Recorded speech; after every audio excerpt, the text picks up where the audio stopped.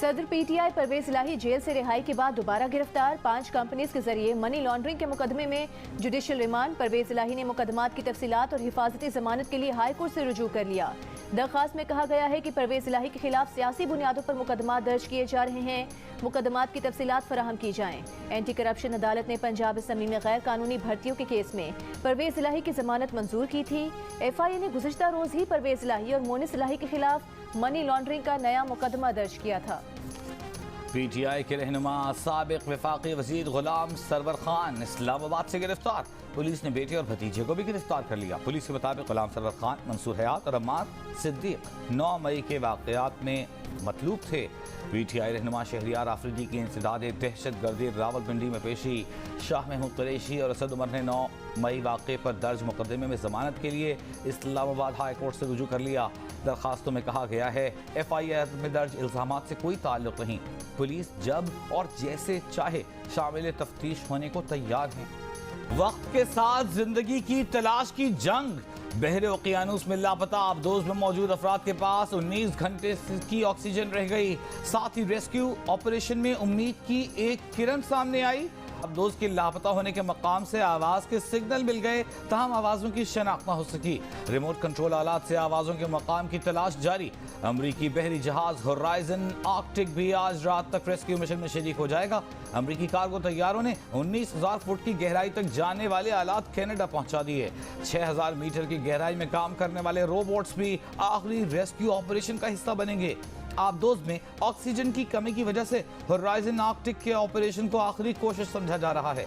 लापता आबदोज में मारूफ पाकिस्तानी बिजनेसमैन शहजादा दाऊद और उनके बेटे सुलेमान दाऊद समेत 5 अफराद सवार हैं, जो इतवार को टाइटैनिक का मलबा देखने के लिए आबदोज के सफर पर रवाना हुए थे। लापता आबदोज में नकाइस का इंकशाफ सामने आ गया। हिफाजती खदशात सामने लाने वाले कंपनी के मुलाजिम को बरतरफ कर दिया गया। बरतानवी मीडिया के मुताबिक आबदोज टाइटैनिक के मलबे की गहराई तक उतरने और दबाव को बर्दाश्त करने के काबिल नहीं थी। आबदोज को आज़ाद इंस्पेक्टर से चेक नहीं कराया गया। माजी में भी आबदोज के नाकिस हिफाजती इंतजामात पर खदशात का इजहार किया गया था। कंपनी के CEO को वार्निंग दी गई थी कि आबदोज सानहे से 2-4 हो सकती है। एक अमरीकी सहाफ़ी ने बताया कि जब वो इस आबदोज में बैठकर टाइटैनिक जहाज का मलबा देखने गए तो 37 फुट की गहराई पर ही आबदोज में खराबियां सामने आईं, जिसके बाद वो वापस आ गए थे। यूनान में डूबने वाली कश्ती में तकरीबन 350 पाकिस्तानी सवार थे। कश्ती इंजन खराब होने पर डूबी। यूनान कश्ती हादसे में बच जाने वाले कोटली आज़ाद कश्मीर के हबीबुर रहमान का इंकशाफ। कहा 2 एजेंटों के जरिए लीबिया पहुंचे। उन्होंने 22 लाख रुपए लिए। एक का ताल्लुक आज़ाद कश्मीर, एक का मंडी बहाउद्दीन से था। लीबिया से कश्ती में सवार हुए। रास्ता भूलने पर 5 रोज समंदर में भटकते रहे। खाने के नाम पर सिर्फ दाल मिली। पीने का पानी खत्म हुआ तो समुद्र का पानी पीकर गुजारा किया। कश्ती हादसे में मुल्क भर से 142 अफराद के लापता होने की निशानदही। 112 का ताल्लुक गुजरांवाला रीजन, 28 का आज़ाद कश्मीर, 2 का फैसलाबाद से। FIA वजारत खारजा को 98 नौजवानों के अहल खाना का DNA फराहम कर चुकी। वजारत खारजा जांबहक अफराद की शनाख्त के लिए ये सैंपल्स यूनानी हुक्काम को फराहम करेगी। हादसे का शिकार कश्ती में 400 से 750 मुसाफिर सवार थे। सिर्फ 104 को जिंदा बचाया गया। 82 अमवात की तस्दीक की जा चुकी। पाकिस्तान में इंसानी स्मगलर्स का सोशल मीडिया पर धंधा। यूरोप तक पहुंचाने के झांसे दिए जाने लगे। फेसबुक और टिकटॉक पर सुहाने ख्वाब दिखाए जाने लगे। व्हाट्सएप पर राबता करने पर तुर्की तक पहुंचाने के रेट्स बताए जाते हैं। नॉर्मल, VIP और फुल VIP प्रोग्राम के पैकेजेस दिए जाते हैं। बरतानवी नशरियाती इदारे ने कच्चा चट्टा खोल दिया। पंजाब से कोयटा, कोयटा से ईरान और ईरान से फिर तुर्की ले जाने का सफर सड़क से होता है। फिर तुर्की से यूनान के लिए समुद्री रास्ता चुना जाता है। बरतानवी नशरियाती इदारे ने FIA से राबता किया तो जवाब मिला कि पेजेस को ब्लॉक करने के लिए डायरेक्टर जनरल की हिदायत का इंतजार है। तौहीन इलेक्शन कमीशन केस में IPP के रहनुमा फवाद चौधरी के वारंट जारी। फवाद चौधरी के वकील मिर्जा आसिफ की आज के दिन हाजिरी से इस्तिस्ना की इस्तदा मुस्तरद। चीफ इलेक्शन कमिश्नर ने कहा कि हमने ऐलान किया था कि शो कॉज होगा। फवाद चौधरी की जाती हैसियत में पेशी थी, क्या वो आए हैं? वकील के वक्त मांगने पर बोले काबिल जमानत वारंट के बाद वक्त है, कोई नरमी नहीं होगी। 6 जुलाई को फवाद चौधरी को पेश होना होगा। सदर मुमलिकत ने जस्टिस काजी फाइज ईसा को अगला चीफ जस्टिस मुकर्रर करने की मंजूरी दे दी। जस्टिस काजी फाइज ईसा की चीफ जस्टिस ऑफ पाकिस्तान तकर्रुरी का इतलाक 17 सितंबर से होगा। चीफ जस्टिस उमर अता बंदियाल आइन के आर्टिकल 179 के तहत 16 सितंबर 2023 को रिटायर होंगे।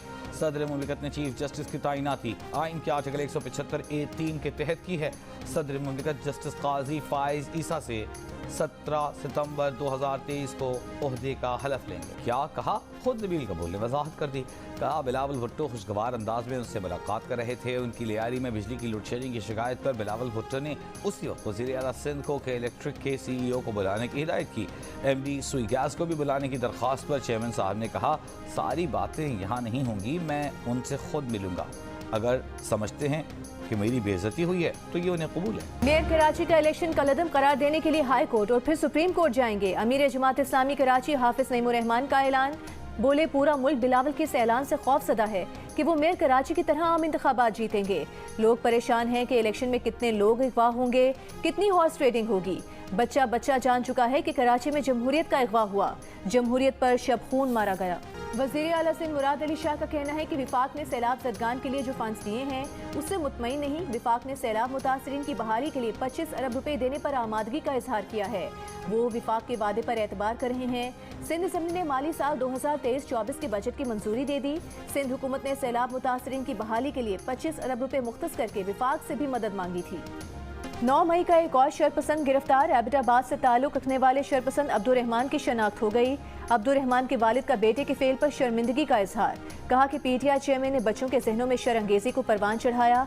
अफसोस है कि पहले हमारी औलाद को रियासत के खिलाफ बगावत पर उकसाया, फिर बच्चों को पहचानने से ही इनकार कर दिया। Government central model school Lahore के वफ्द का जिन्ना हाउस का दौरा। वफ्द का सानिया 9 मई पर अफसोस का इजहार। शुरका का कहना था कि ये तकरीब कारी का मुनज़्ज़म मंसूबा था। शरपसंद हमारी ज़मीन और पाक अफवाज को कमज़ोर नहीं कर सकते। हम पाक फौज के साथ खड़े हैं। सानिया के किरदारों को सख्त सज़ा मिलनी चाहिए।